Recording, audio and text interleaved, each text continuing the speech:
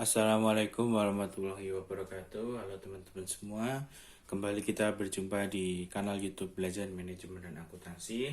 Pada hari ini saya akan menjelaskan kepada teman-teman tentang Market Attractiveness. Saya singkat MA ya.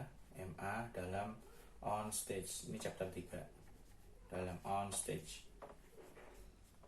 Jadi untuk mengingatkan kembali teman-teman ya, bahwa yang namanya on stage itu ada di sebelah kanan.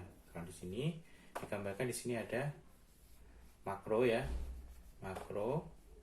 Terus yang di sini ada market attractiveness, dan di sini ada industri attractiveness yang sudah kita bahas di bab 2. Ini sudah di bab 2. Jadi kita akan melihat dari market attractiveness, yaitu arena yang menjadi tempat bersaing atau tempat berkumpulnya para pedagang atau memproduksi sebuah barang. Jadi teman-teman semua, pada chapter 3 ini kita akan mencari tahu sih sebenarnya bagaimana cara kita melihat apakah sebuah market itu atraktif atau tidak. Oke. Nah, teman-teman, sebenarnya kalau kita untuk melihat market atraktif ini, kita harus melakukan yang namanya survei atau penelitian yang terukur ya. Jadi teman-teman, kalau misalkan teman-teman mau membuka sebuah usaha ya, ini ada korelasinya ya. Teman-teman harus melakukan yang namanya survei dan penelitian. Jadi tidak bisa asal saja ya, tidak bisa asal memproduksi, tidak bisa asal untuk membuat. Karena yang namanya survei dan penelitian ini akan membuat kita memahami bagaimana gambaran dari sebuah arena gitu loh. Apakah produk kita, kan di sini kan jadinya nanti produk kan ketemu produk di sini, produk ya, ketemu di sini nanti gambarnya yang kemarin kan gitu. Apakah match antara produk dengan arenanya? Kalau ternyata produknya sudah kita buat itu tidak ada arenanya atau arenanya nggak sesuai, nah itu bisa jadi produk kita tidak laku. Nah makanya harus yang dilakukan yang namanya survei dan penelitian. Nah, salah satu caranya ya, saya akan ajarkan di sini adalah dengan melakukan yang namanya pengelompokan konsumen. Nah, pengelompokan konsumen itu nanti kita bisa bagi menjadi ATP atau kepanjangannya adalah ability to pay.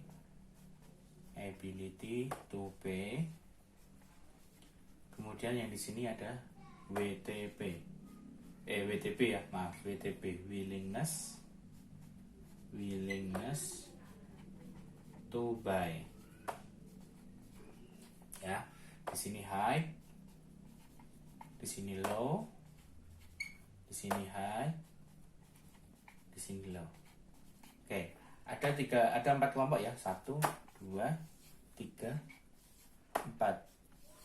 Oke, nah dari situ teman-teman, apa sih makna dari ability to pay? Ability to pay itu adalah kemampuan membayar. Jadi konsumen itu sebenarnya dibagi dua teman-teman.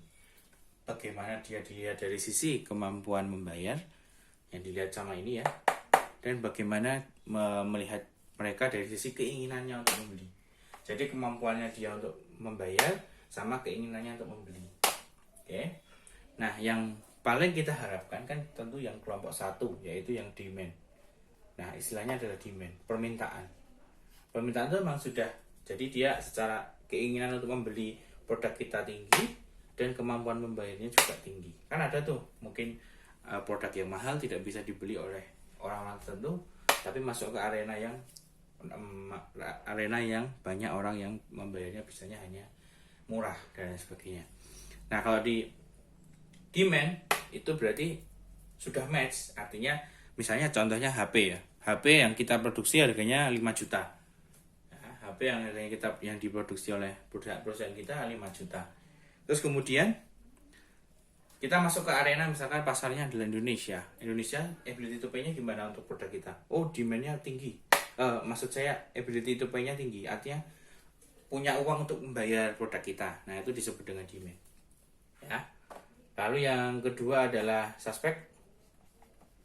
Suspek itu adalah dia tuh pengen beli, tapi kemampuan membayarnya rendah. Makanya di situ kalau di dunia kita di konvensional ada kredit utang bank dan lain sebagainya, itu kan ini sebenarnya ya, dia masuk ke sini untuk membantu supaya konsumen masuk ke demand. karena dia pengen tapi dia nggak punya uang, contohnya gitu ya. Nah ini karakteristik seperti ini kita harus paham teman-teman, dan kita harus tahu ada nggak di tempat kita yang seperti itu gitu. Terus kemudian yang ketiga adalah keinginannya rendah tapi kemampuannya tinggi. Nah ini namanya prospek. Uangnya ada, mungkin dia kuat buat beli mobil ratusan juta, tapi dia tidak punya keinginan untuk membayar itu. Nah ini bisa kita siasati dengan namanya promosi dan lain sebagainya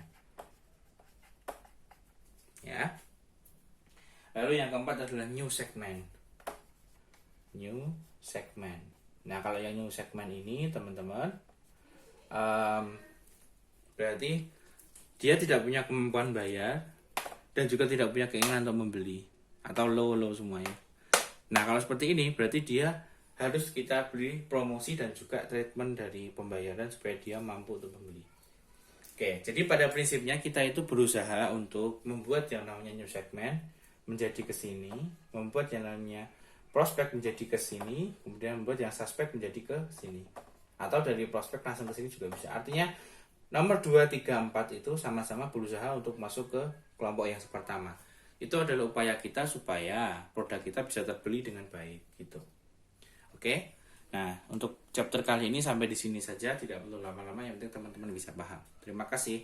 Wassalamualaikum warahmatullahi wabarakatuh.